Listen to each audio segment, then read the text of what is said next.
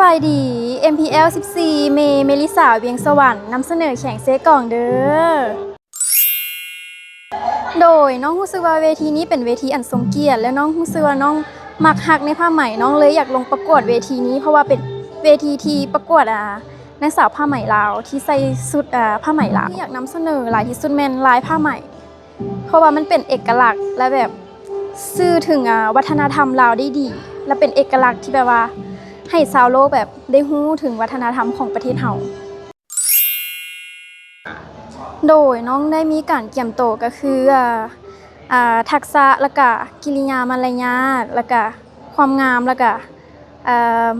ความเพียบพร้อมเพื่อแบบจะชนะกับใจกรรมการแบบให้เพิ่นได้เห็นโดยน้องอยากขอกำลังใจจากแฟนๆก็คือ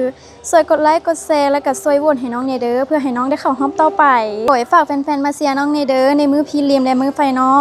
มื้อพรีลิมแม่นวันที่21เดือน7 2026และมื้อไฟนอลแม่นวันที่25เดือน7 2026เด้ออย่าลืมมาเชียร์น้องหลายๆเด้อเข้าใจ